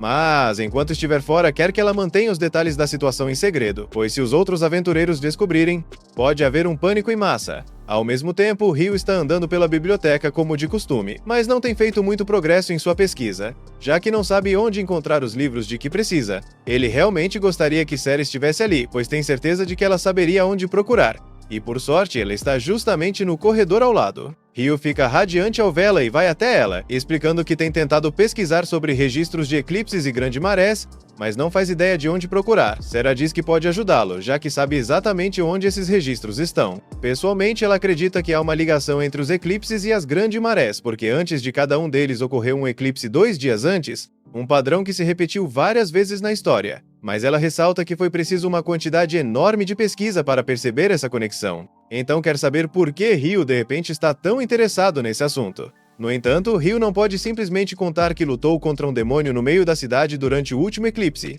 Então muda de assunto e pergunta: se Sarah sabe por que as pedras mágicas mudam de cor, ela percebe que ele está escondendo alguma coisa, mas decide deixar passar por enquanto e explica que a cor da pedra muda de acordo com o tempo de vida do monstro. Ryu já sabia disso, e é justamente parte do motivo de seu interesse pela Grande Maré. Segundo os relatórios, todas as pedras mágicas obtidas dos monstros que vieram com o fenômeno eram transparentes. No momento, as pessoas acreditam que esses monstros sobem dos níveis mais baixos durante uma grande maré, mas o fato de as pedras serem transparentes indica que esses monstros haviam surgido recentemente. Ryu se lembra de que os registros de todas as outras grandes marés relatam o mesmo fenômeno das pedras claras. Ele fica surpreso, porque não achava que registros tão detalhados estariam disponíveis ali. Sarah explica que, na verdade, esses registros estão em péssimo estado e todos escritos em pergaminhos. Por isso, nem mesmo os bibliotecários têm conhecimento deles. Mas ela sabe exatamente onde eles estão, então pode mostrar a eles se quiser. Enquanto isso, do lado da equipe de investigação, eles ainda não conseguiram descobrir onde estão. E levando em conta que foram teleportados até ali, já nem tem certeza se ainda estão dentro da masmorra. Arthur pergunta aos pesquisadores se conseguiram fazer algum dos equipamentos funcionar de novo, e é informado que o transmissor voltou a operar, então a equipe da superfície deve conseguir localizá-los agora. Os outros acham que isso significa que logo alguém virá resgatá-los, mas Arthur não está tão confiante assim. Abel pergunta se há algo preocupando, e Arthur explica que o ar ali parece estranho. Se tivesse que descrever, diria que é parecido com a sensação de estar dentro do feitiço quadrado de santuário. E esse feitiço é a defesa suprema, capaz de repelir qualquer ataque físico ou mágico. Se aquele lugar for semelhante, isso significa que estão presos dentro de algum tipo de barreira que os isolou do mundo exterior. Abel começa a entender a gravidade da situação e pede para Lin usar seu feitiço de sondagem para investigar a área. Ela obedece, e sua magia alada detecta um grande grupo de pessoas a uns 500 metros de distância. Para ser exata, cerca de 100 humanos, mas junto deles há aproximadamente uma dúzia de formas de vida que ela não consegue identificar. Isso é bem estranho, mas por enquanto é a única pista que eles têm, então decidem seguir na direção desse grupo. Enquanto isso, na superfície, Hugh acaba de ser informado de que a equipe de investigação foi teleportada para o 40º andar. Ele não consegue acreditar em tamanha falta de sorte. Mesmo que reunisse todos os aventureiros da cidade em uma missão de resgate, jamais conseguiriam chegar tão fundo. Além disso, ainda não sabem o que causou a teleportação. Por isso, Christopher afirma que seria arriscado demais mandar qualquer pessoa lá para baixo no estado atual das coisas. Tudo o que podem fazer é esperar e rezar para que a equipe esteja a salvo. Mas, ao olharmos para a equipe, vemos que estão longe de estar seguros. Chamas infernais caem sobre o grupo de pesquisa de Clive. Alguns magos conseguem erguer escudos a tempo para se proteger, mas muitos não tiveram a mesma sorte. Clive mal consegue entender como chegaram a esse ponto, mas tem certeza de uma coisa: as criaturas que os atacam batem exatamente com a descrição dos demônios que ele já havia lido em antigos registros. E se esses demônios forem realmente tão aterrorizantes quanto está escrito, então eles estão perdidos. Um grupo de aventureiros avança para tentar pegá-los de surpresa, mas é destroçado em segundos. Os que sobrevivem acabam reduzidos a cinzas logo depois. O grupo de Abel chega à cena e fica horrorizado com o massacre diante dos olhos. Rhea reconhece os monstros imediatamente e avisa que, de acordo com os registros, demônios são inimigos de deuses e anjos, muito mais fortes que qualquer humano comum. Derrotar um deles não é nada simples. Todos querem entender por que haveria demônios em um lugar como aquele, mas Arthur diz que isso pode ficar para depois. O importante agora é salvar a equipe de Clive. Ele ordena que todos os magos se preparem para um ataque em pinça. Assim, quando Clive e seus homens estão prestes a ser dominados, uma chuva de lanças mágicas atravessa os 3 demônios que os atacavam. Os magos lançam todos os feitiços de longo alcance que conhecem, e o número de ataques é suficiente para romper as defesas dos monstros. Mas ainda restam muitos outros, então Arthur ordena que todos se preparem para lançar outra rajada. Os demônios tentam revidar com bolas de fogo, mas os magos já haviam preparado um escudo, então conseguem contra-atacar sem interrupção. Do jeito que as coisas estão indo, Arthur acha que seria possível vencer se conseguirem manter esse ritmo. Mas o problema é que os magos têm mana limitada, e provavelmente ficarão sem energia antes de derrotarem todos os inimigos. Quando isso acontecer, caberá a Abel e aos outros assumirem a linha de frente. Ele desembainha sua espada. E olhando para o campo de batalha, nota um demônio em especial que parece mais ameaçador que os demais. Então diz à sua equipe para avançar em fila atrás de Warren. Enquanto atravessam o campo, ele os protege das chamas que vêm de todas as direções. Quando chegam perto o suficiente, Abel começa a cortar os demônios, enquanto Lynn e Rhea disparam feitiços que os perfuram. Dessa forma, conseguem eliminar boa parte deles, mas Lynn acaba desmaiando de exaustão por falta de mana. Rhea também está com pouquíssima energia, o que deixa Abel sozinho. Ainda restam 6 demônios. Mas Rhea o alerta de que o que parece ser o líder provavelmente é um príncipe demônio. Um príncipe demônio é a forma imatura de um senhor demônio, e não há registros de ninguém além de heróis conseguindo derrotar um. Isso não é nada animador, mas Abel decide avançar mesmo assim, já que não tem outra escolha. Essas criaturas são de fato assustadoras, mas o terror que sente agora não chega perto do que experimentou quando enfrentou o grifo. Então acredita que pelo menos pode tentar. Ele consegue abater 2 demônios de uma vez, mas isso chama a atenção do príncipe demônio, que dispara uma rajada de energia contra Rhea e Lynn. Warren se lança na frente para salvá-las, mas acaba sendo arremessado junto com as duas. Agora, só restam Abel e o príncipe demônio no campo de batalha. E por um instante, Abel tenta se convencer de que pode vencer esse duelo 1 contra 1, mas essa esperança acaba na mesma hora quando o príncipe demônio aparece na frente dele em um passo veloz e derruba sua espada. Abel continua calmo e mantém a lâmina erguida, mas por dentro sabe que não tem nenhuma chance de vencer aquela luta, com uma diferença tão grande de força e velocidade. Nesse momento, Clive lança um feitiço poderoso contra o príncipe demônio do outro lado do campo. Mas o ataque quase não causa efeito, e agora o resto dos demônios passa a mirar no grupo de Clive.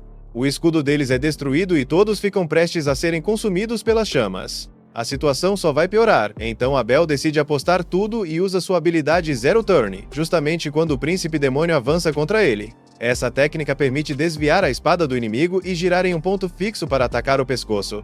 Mas de alguma forma, o príncipe demônio conseguiu prever o golpe. Ele desvia do ataque e lança Abel para longe com um golpe. Abel mal consegue ficar de pé agora. O príncipe demônio se aproxima, prestes a decapitá-lo. No último instante, Abel ouve o som distinto de uma gota de água caindo, e nesse exato momento, Ryu atravessa o teto e cai no campo de batalha. Ryu fica aliviado por ter conseguido encontrar Abel a tempo.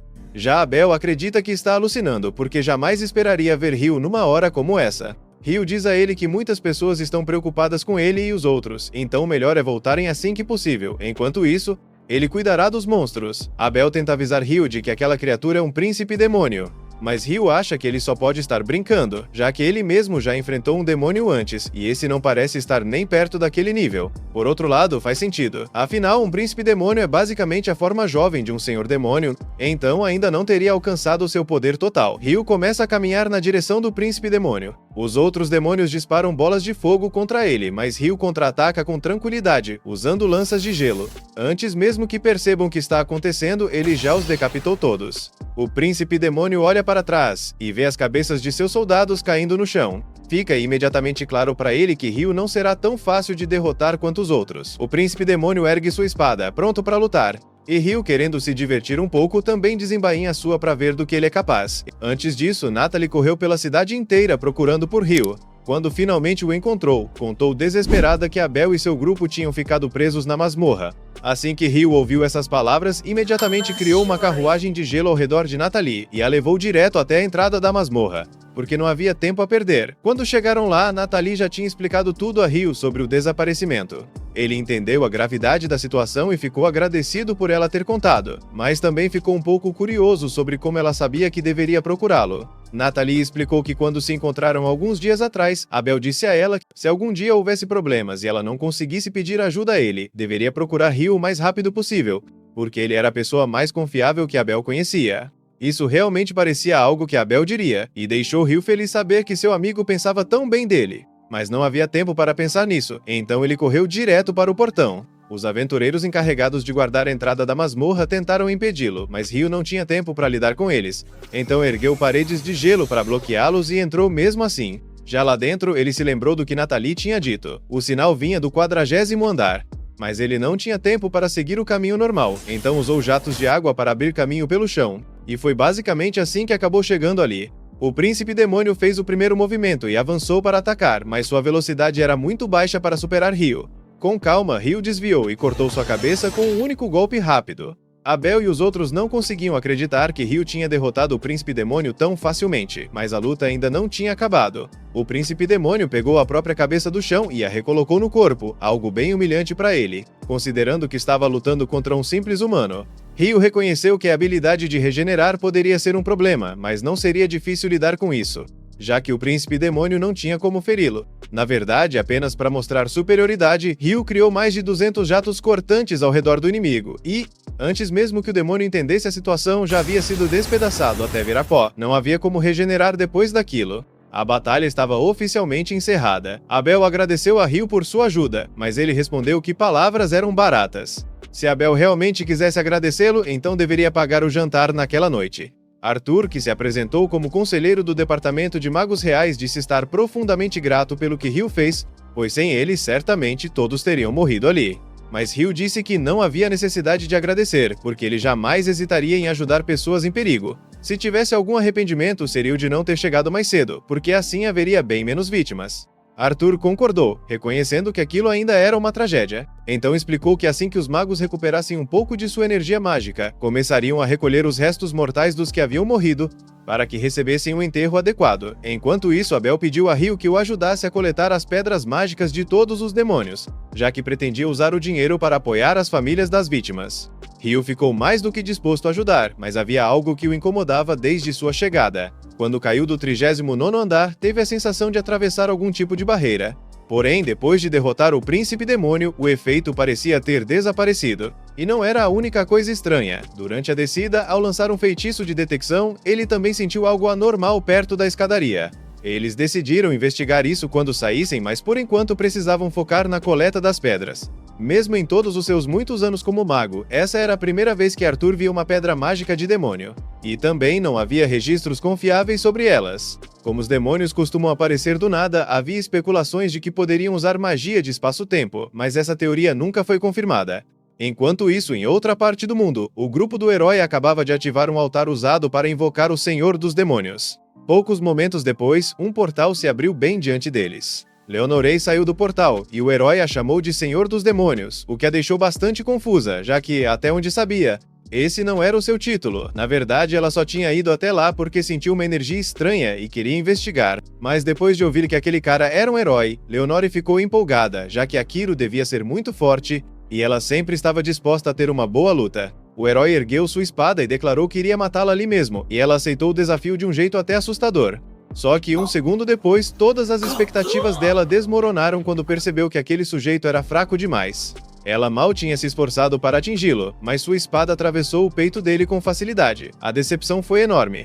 Leonore puxou a espada de volta e olhou para os amigos do herói, todos paralisados de medo, sem saber o que fazer. Ela não gostava particularmente de matar pessoas, então se teleportou atrás do mago do grupo e disse para todos desistirem e irem para casa, porque, se o herói era tão fraco, nenhum deles duraria meio segundo contra ela. Além disso, recomendou que começassem logo a cuidar do amigo, já que ela não havia atingido nenhum órgão vital, e ele ainda tinha boas chances de sobreviver se fosse tratado rapidamente. O grupo tomou a decisão inteligente e aceitou a misericórdia de Leonore. Eles correram para curar o herói, enquanto ela caminhava até o altar. Embora estivesse desapontada por a luta ter sido tão sem graça, achou a joia mágica usada para invocá-la bastante interessante.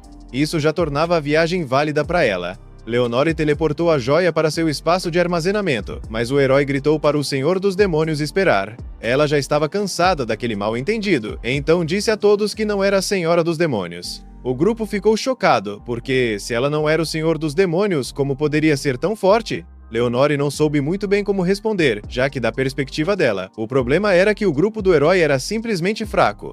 Ainda assim, deu algum crédito a eles, dizendo que no nível em que estavam, provavelmente conseguiriam derrotar o verdadeiro Senhor dos Demônios se trabalhassem juntos. Mas ela mesma era muito mais forte que ele. O herói não conseguia aceitar a ideia de que existiam seres mais fortes do que o Senhor dos Demônios, porque, como um simples humano, como poderia competir contra isso? Leonore então comentou que já havia conhecido pessoalmente um humano tão forte quanto ela.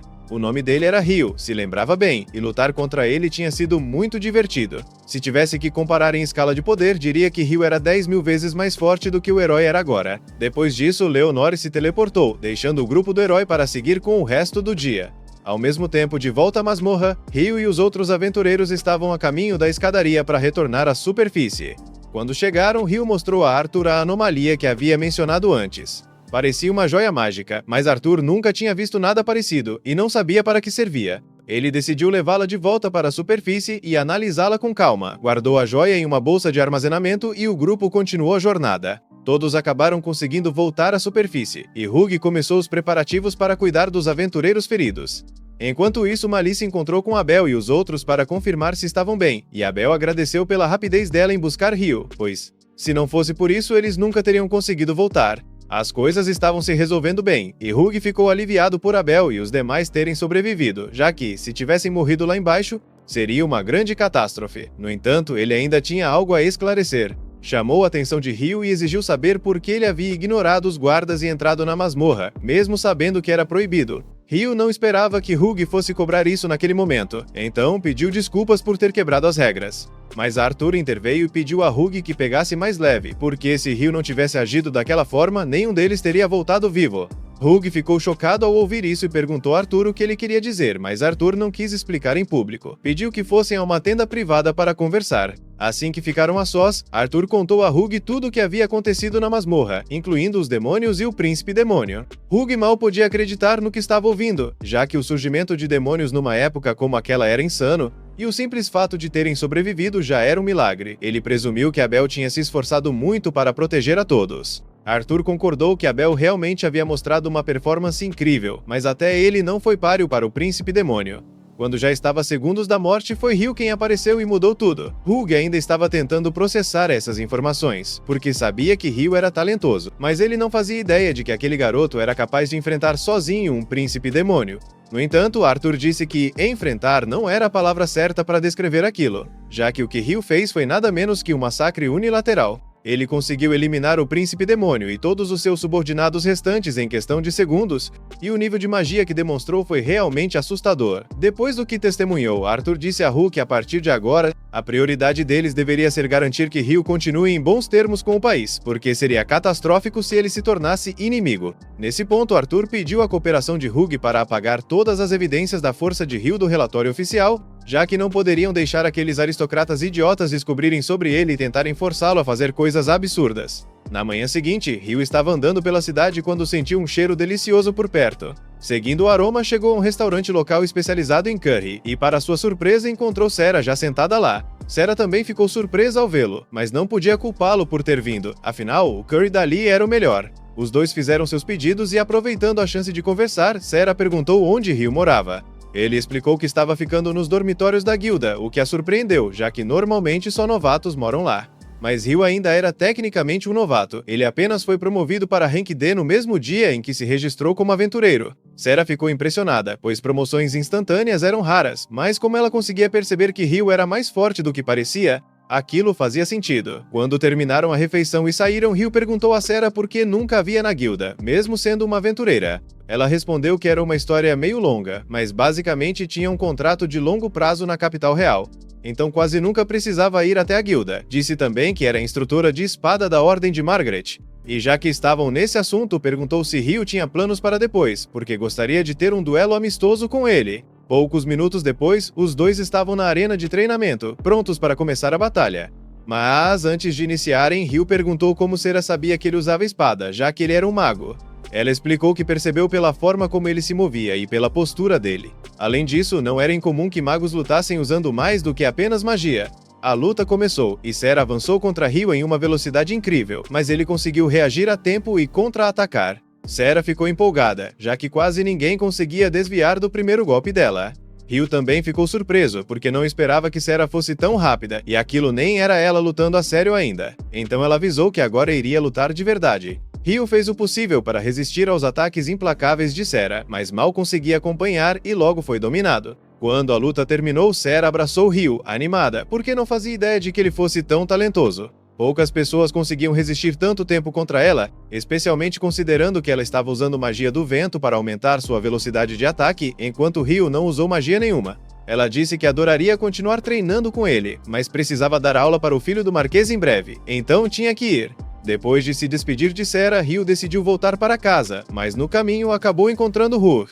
Os dois estavam voltando para a guilda, e Hug pediu para Ryu entrar, pois queria conversar sobre o incidente em que ele entrou na masmorra sem permissão. Hug explicou que não havia motivo para ele ficar nervoso, já que Arthur já o tinha informado de como Ryu havia contribuído para salvar a vida da equipe de investigação, e ele estava realmente grato por isso.